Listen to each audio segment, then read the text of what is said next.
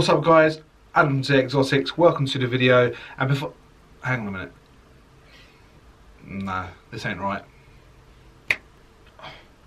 that's better. Welcome to the video guys, and if you just noticed, I got quite a cool new little intro, and that's a massive thank you to Gary over at Boyzballz. I'll put his information down below. I wanted to come up with something just a little more funky, and I'm rubbish on computers. I'll be the first to admit I'm really bad.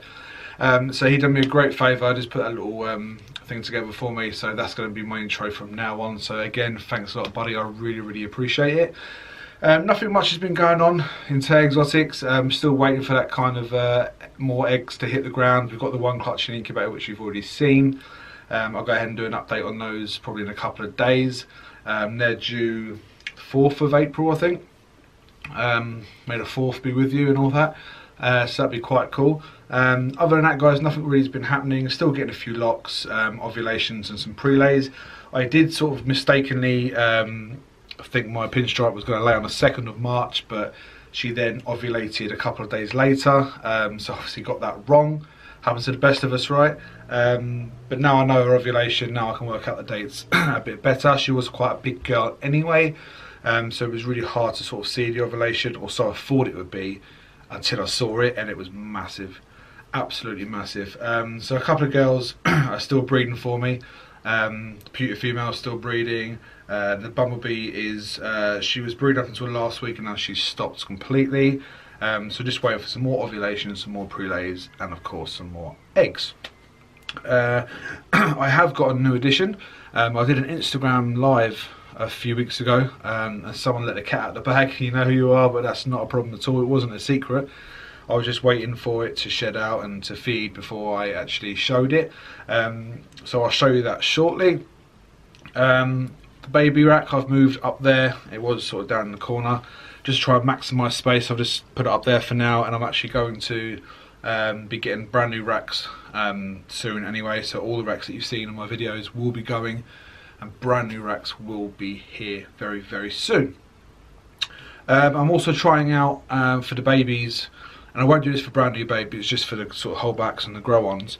A new substrate, yes, me and substrate again. But every time I put them on paper, within a couple of days, they've absolutely wrecked it. The paper's in the water bowl, and it's just wet and it's just horrible. So with them, I'm going to try a new bedding, which I'll show you in a minute.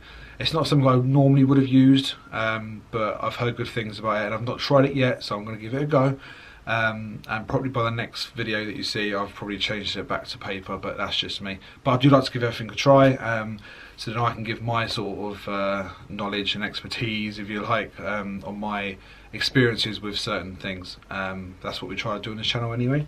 So let's go and take a look at those first, and then we'll have a look at the new edition. So guys, as you can see, you can probably see what the substrate is. It's the Lignocell. I'll show you in an empty tub. It's a very fine substrate. It's not really sort of coarse at all. It's all really finely shredded. You don't get any sort of hard bits like in a lot of other substrates.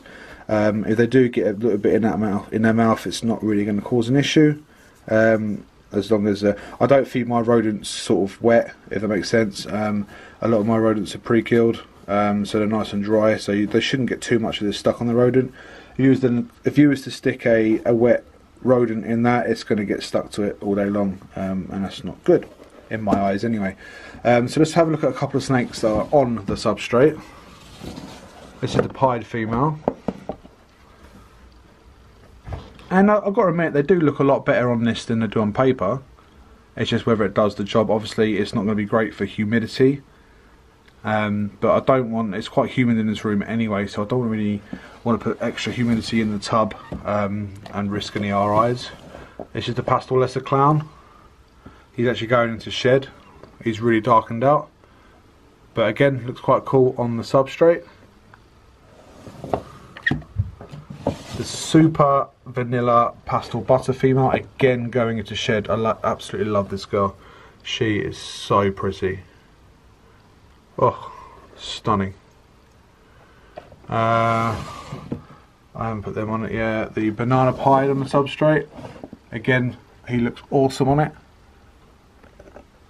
again, guys, I'll probably, you know, knowing me, it'll last a couple of days and then it'll all be in the bin and I'll be back on paper. But like I said, I do like to give everything a go, everything a try.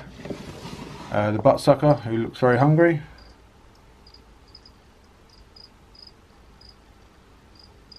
And that's what I've got on the substrate at the moment, guys. Let's take a look at see if some of the males are getting the job done with some of these females. This is the leopard firefly, who's just with a normal female. He was only put in about an hour ago, but he's not locked up yet. We can check back on him later. And the banana firebee in with the pastel female. Again, I don't believe they're breeding, but they probably will be once all the lights go off and it gets a bit quieter and I'm not making a racket.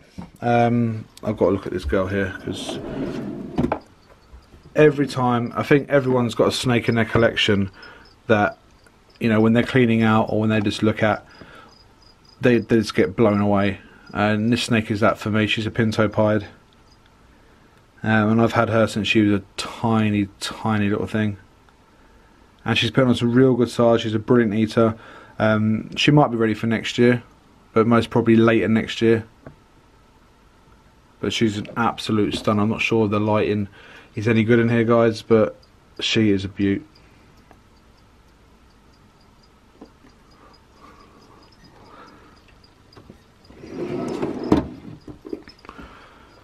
The fire female, you know, she is due to give me a clutch of eggs on the 17th of March, so we're literally days away. I don't know if you can see, it's actually quite a good sign actually, guys. When they're in the coil and they're due to lay, you know, very soon, the end of the towel is usually in the middle of the coil rather than on the outside. I don't know if you can see, I don't upset her too much, but that's the end of her tail there, and it's huge. And she's got massive scale separation, so I would expect her to lay very, very soon.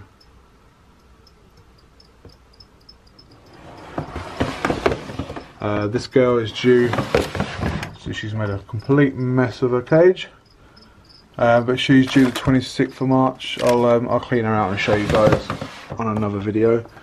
The pinstripe girl, well, see the size of this girl. If you saw her ovulation, oh my god, it was absolutely massive. But she's out of ovulation now, and as you can see, she is still a really thick snake. I mean, that's my hand, and I'm a big guy. I've got big hands, you know. She's a thick snake. So it was really hard to actually see the ovulation. When I thought I saw it, it obviously wasn't, but that's why I sort of calculated my dates. But now I know I've seen it, so I can calculate them more correctly. But she's just a stunner. Just a simple single gene pinstripe, but wow, absolutely beautiful.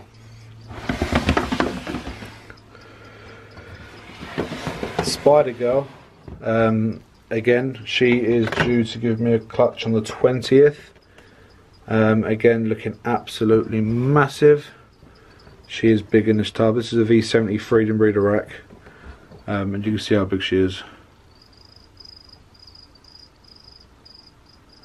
And without going too much into detail, with all the sort of emphasis on the spider gene in a lot of people's YouTube videos, I bloody love the gene.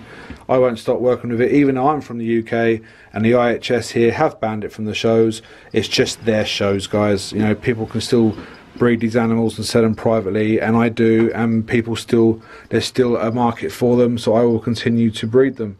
They're one of the favourite genes to put into combos, and that'll never change. The bumblebee female here, let me just point out quickly, guys, with no wobble, but that's for another video, or for someone else to do another video on, not me. But she's absolutely gorgeous. She's due. I've not seen a pre-lay shed from her yet, but I'm sure I will see one soon. What else we got? The Super Mojave. She has pre-laid for me. I believe it was a pre-lay, but we'll soon see. Love the purple, the greys and purpley colours on the head on the Super Mojave. Absolutely stunning. Absolutely gorgeous. She was actually, what was she paired to? She was bred to super to leopard firefly, and the banana fire bee. So obviously everything would always be Mojave, and then whatever wants to be added on top. So guys, if you remember a video I done a while ago about big snakes, you'll know that I had an issue with a snake a long time ago. Come out of the hobby, and then years later come back into it. I've actually got a new pickup, and it is a retic, and I got this snake because one, I just love them.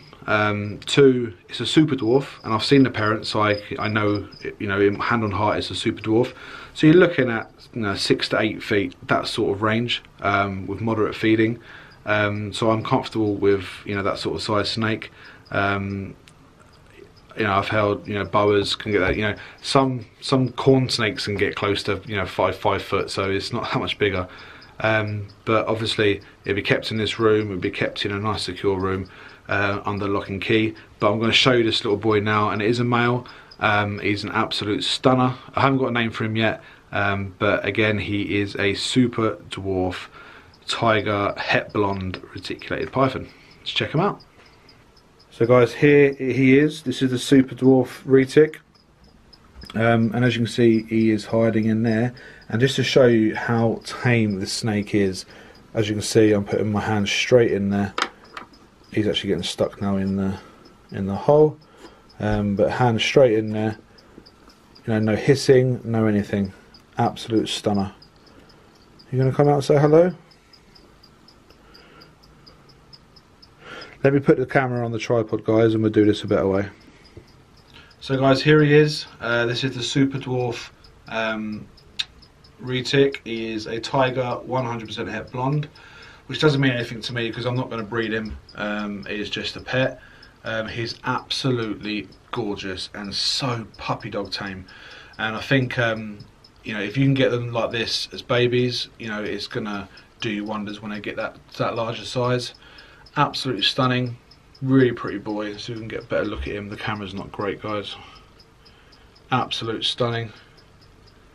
Never once hissed, never once struck. Not to say he won't in the future, but he's absolutely gorgeous, and I love him. Now, I would never have got a mainland, way too big for me, I'm afraid. And I would never have got this if I didn't see the parents and be comfortable that it was indeed a super dwarf. And for whatever reason, if it ever turned out to be a mainland and got that size, it would be rehomed with a friend. Because I sort of said to myself I wouldn't keep big snakes, 6 foot, I can manage, but you get over 10 foot, I'm not interested. So there he is, guys. That's the new addition. A super dwarf tiger, 100% het blonde. So guys, thanks for checking out the video. If you're new, please hit that subscribe button, please leave a comment, drop a like, and remember to turn on that notification bell so you get to know when I upload a video so you don't miss anything. One more thing before we go, the new shirt has been for sale on Teespring, and quite a few of you have actually purchased one of my shirts, which blows my mind. Little old me and people want a piece of TA Exotics merch, and that it absolutely means the world to me. That's awesome. So thank you so much to the people that have purchased, and you know who you are. So till then, guys, thanks for watching, and I'll see you soon.